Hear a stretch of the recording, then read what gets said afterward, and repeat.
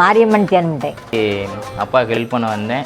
இப்போ எனக்கு இந்த தொழில் எனக்கு ரொம்ப பிடிச்சிருக்கு. சரி, நீங்களும் தொழில் பண்ணுங்கள், நல்லாயிருக்கும் சரின்னு சொல்லி அப்போ நான் எதுக்கு அவங்ககிட்ட போய் வேலை பார்க்கறதுக்கு, நம்ம 4 பேத்துக்கு வேலை கொடுப்போம்னு சொல்லி இந்த ஃபீல்டில் வந்து நான் இறங்கிட்டேன். நான் பிள்ளைங்களுக்கும் இந்த கஷ்டம் தெரியாது. நம்ம அப்பா கொஞ்சம் ஒத்துழைக்காங்க, நம்மளும் கூட பார்த்துக்குறோம் தராங்க.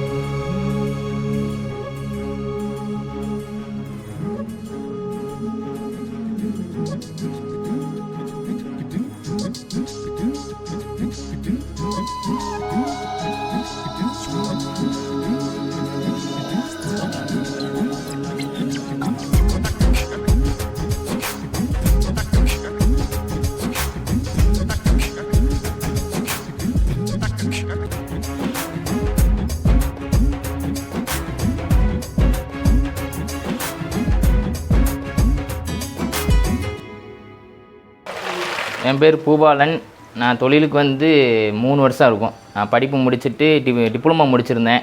அதில் கொரோனா ஃபீல்டு வந்துச்சு. அதுலேருந்து வேலை எங்கேயுமே இல்லை.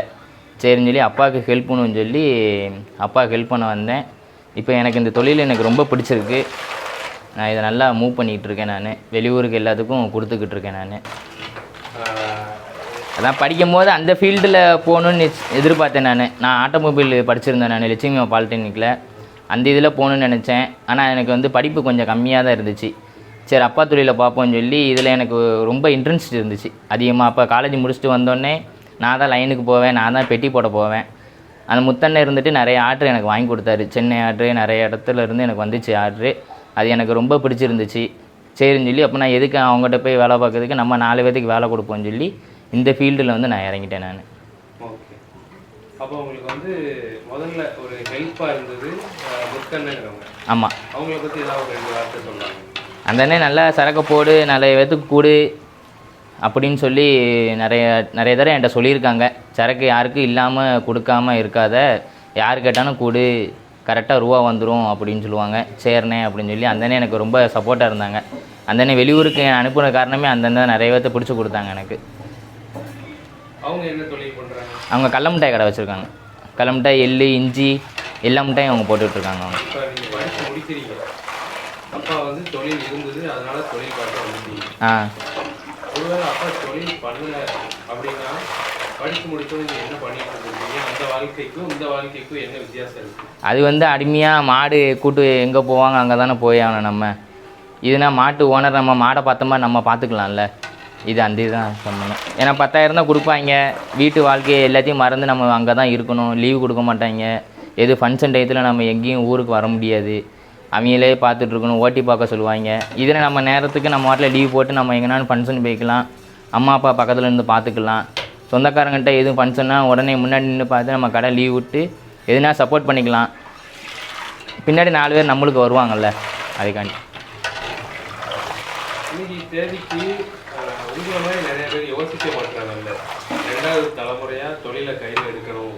அது வந்து எல்லோரும் இப்போ வந்து டீசெண்ட்டு பார்க்குறாங்க.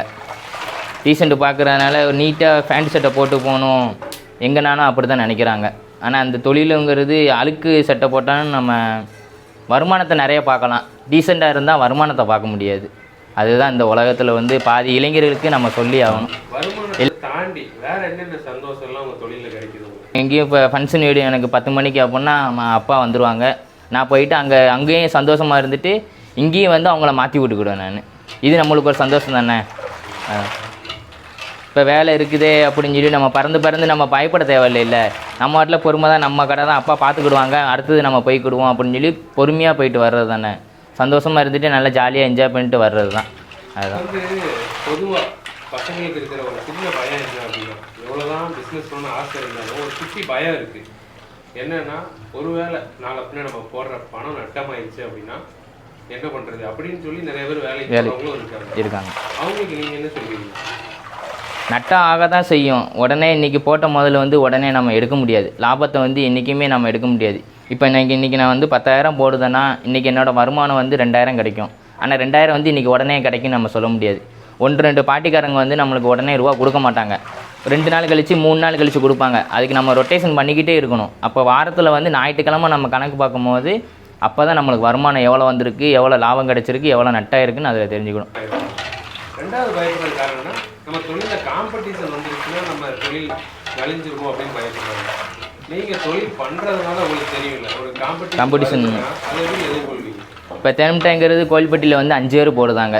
ஆனால் மார்க்கெட்டில் வந்து நம்ம ஒரு ஆள் தான் கொடுத்துக்கிட்ருக்கோம். ஏன்னா நம்ம சரக்கு வந்து தரமாக இருக்குது, தெளிவாக இருக்குது. நம்ம சாப்பிட்டுட்டு 4 பேர் வந்து நம்மகிட்ட வந்து கேட்டுட்டு வாங்கிட்டு போகிறாங்க. தரமாக இருந்த சரக்கு வந்து என்றைக்குமே வந்து டேஸ்ட்டு கொடுத்தாலே போதும். எந்த காம்படிஷன் வந்தால் நம்ம அடிச்சுக்கிற ஆள் கிடையாது. இப்போ நீங்கள் வந்து சும்மா இருக்கும்போது யோசிப்பீங்களா நம்ம தொழிலை அடுத்த இது இப்படி கொண்டு போகணும் அப்படின்னு? அந்த மாதிரி அடுத்து எதுவும் பிளான் வச்சுருக்கீங்க? அடுத்து வந்து 5 ரூபா போடணும் ஒரு பிளான் வச்சுருக்கேன். இது வந்து 1 ரூபா போட்டுட்ருக்கேன். 5 ரூபா வந்து போட்டது வந்து மெத்தடு வந்து தயிரில் போட்டது. இது வந்து ஈஸ்டில் போட்டிருக்கோம். இப்போ தயிர் மெத்தடு வந்து வேறு மாதிரி இருக்குது. ஆனால் 5 ரூபா போடணும். அதுக்கடுத்து இந்த கொலக்கட்டை நிறைய ஐட்டம் போடணும்னு நினச்சிருக்கேன் நான். ஏன்னா வியாபாரிகள் நிறைய பேர் கேட்குறாங்க, உன்ட்ட தான் தேன்மிட்டாய் எடுத்துக்கிட்டு இருக்கோம், நிறைய இது நீனே போட்டேன்னா உன்ட்டே நாங்கள் எடுத்துகிட்டு போயிடுவோம். ஏன்னா தேன்மிட்டாய் சீடை 1 ரூபா 2 ரூபா எல்லாம் போட்டு கொடுத்துக்கிட்டு இருக்கேன். அவங்க கொலக்கட்டையும் போடு, நான் கொலக்கட்டையும் நான் வாங்கிக்கிறேன் அப்படிங்காங்க. இன்னும் அடுத்த மெத்தடு வந்து அந்த இதை நான் யூடியூப்பில் பார்த்துக்கிட்டு இருக்கேன். அதை பார்த்து நான் போடணும். அதை தொழில் ஆரம்பிக்கும் போதே நமக்கு எல்லாம் தெரியணும்னு அவசியம் இல்லை. ஏன்னா எதுனாலுமே ஒரு 6 மாதம் ஆகும் பழகுறதுக்கு.